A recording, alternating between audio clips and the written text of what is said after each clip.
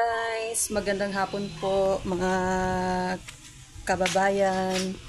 Ngayon is magluto po kami ng ginataang suso.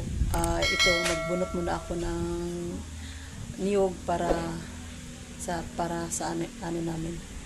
Para sa gata namin. Naghingi lang din po ako ng niyog doon sa pinsan ni tita, doon sa kapitbahay namin, kang Manang Pinang. Binigyan po ako ng isang pirasong niyog para sa gata namin. Lulutuin na namin yung nakuha namin na suso doon sa nung isang araw kinuha namin. Ito guys, magbunot muna ako ng niyog.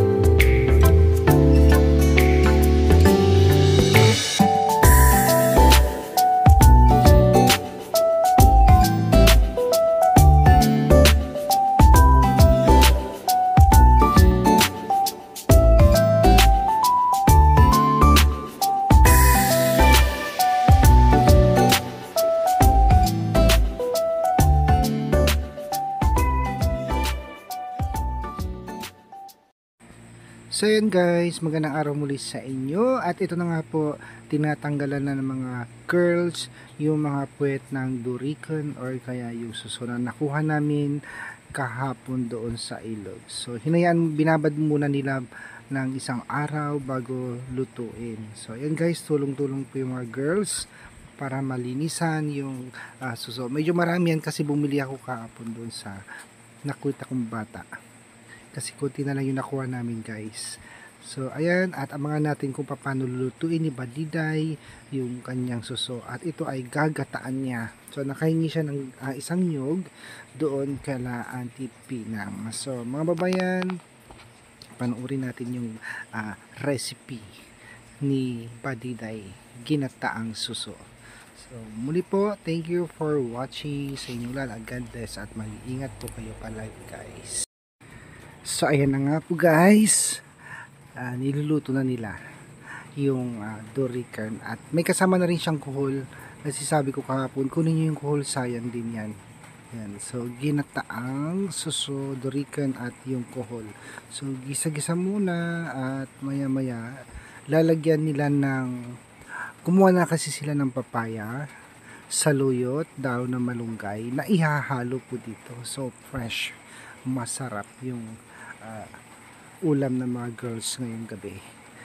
So ayan guys, antayin natin kung paano lulutuin ni Badiday ang kanyang ginataang suso guys.